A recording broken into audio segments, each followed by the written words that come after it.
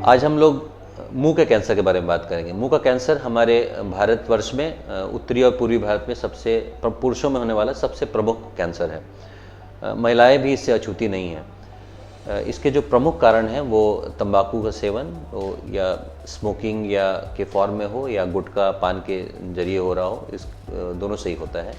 और इसके अलावा अगर कोई शराब का सेवन करता है तो भी यह उसका प्रमुख कारण है। जो व्यक्ति तंबाकू और शराब दोनों का सेवन कर रहे हैं, उस हालत में इसका दुष्प्रभाव और यानी ये रिस्क है वो कई गुना बढ़ जाता है। ज़्यादा सूर्य की किरणों में रहना या एक वायरस है जिसे ह्यूमन पैपिलोमा वायरस कहते हैं, उसके चलते भी यह कैंसर, खास करके मुंह के पिछले हिस्से में जो कैंसर होता है उसका खतरा बढ़ जाता है।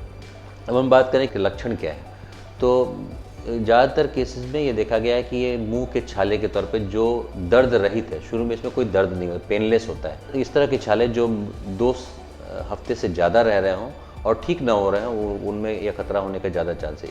तो ये छाले शुरू में तो दर्द नहीं होता है इसमें, लेकिन अगर ये जैसे जैसे बढ़ता है तो और अंदर की नसों को जो पकड़ लेता है तो इसमें दर्द भी देखने को मिलता है। इसके अलावा कभी ब्लीडिंग होने की समस्या या ठीक से बोलने में या निगलने में तकलीफ हो सकती है, या कभी कभी एडवांस स्टेज में गले में गांठ के तौर पे भी इसको देखा जा सकता है। एक बार जब ये कोई भी पेशेंट हमारे पास आता है तो सबसे पहला जो टेस्ट करते हैं इसको प्रमाणित करने के लिए उसे कहते हैं बायोप्सी। बायोप्सी यानी एक उस हिस्से से एक छोटा सा टुकड़ा हम निकाल के पैथोलॉजी में जाँच के लिए भेजते हैं। एक अवधारणा है लोगों में कि बायोप्सी से कैंसर फैलता है, लेकिन ये बात गलत है। बायोप्सी ही पहला ऐसा टेस्ट है जिसके ज़रिए आप जान सकते हैं कि यह जो छाला है क्या वो कैंसर तो नहीं है। एक बार बायोप्सी के जरिए जब ये प्रमाणित हो जाता है कि यह कैंसर है तो हम लोग उसको फर्दर इन्वेस्टिगेट करते हैं जानने के लिए कि बीमारी कहाँ तक फैली है। इसमें हम लोग CT स्कैन या अगर लग रहा है कि बीमारी एडवांस है तो कभी कभार PET CT स्कैन को भी करने की आवश्यकता होती है।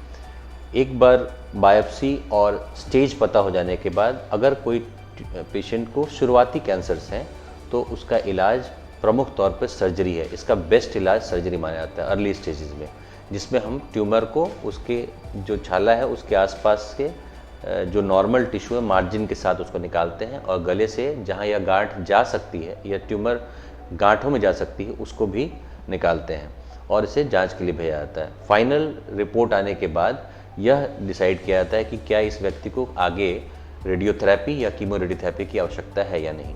एडवांस स्टेजेस में रेडिएशन या कीमोरेडिएशन देने की आवश्यकता पड़ती है। यह ज़रूरी है कि इसका पूरा इलाज यानी सिर्फ सर्जरी ही नहीं, सर्जरी के साथ की रेडिएशन और कीमोरेडिएशन को भी सम्मिलित किया जाए ताकि बेस्ट रिजल्ट आ सके। सर्जरी में एक और बात बताते हैं, जिस जगह हम ऑपरेट करते हैं उसको बनाने के लिए प्लास्टिक सर्जरी या प्लास्टिक रिकन्स्ट्रक्शन के द्वारा हमें उस क्षेत्र को हम उसको फिर से बना सकते हैं। जैसे जीभ किसी व्यक्ति की कट गई हो तो उसको अपने हाथ की कलाई के चमड़े से आप उसको प्लास्टिक सर्जन उसको भर देते हैं ताकि वह पुनः एक नॉर्मल जीवन जी सके। तो इन सब जानकारियों के साथ मैं ये चाहूँगा कि सबसे पहले हम ये जानें कि ये कैंसर किस तरह से प्रेजेंट करता है और हमें सही समय पे एक कैंसर स्पेशलिस्ट को दिखाना चाहिए और अपना पूरा इलाज करना चाहिए। दूसरी बात, तंबाकू और शराब के सेवन से बुरी तरह से बचना चाहिए। जितनी जल्दी हम इस नशे को छोड़ेंगे उतनी जल्दी हम एक खुशहाल जीवन जी सकेंगे और कैंसर से मुक्त रहेंगे। धन्यवाद।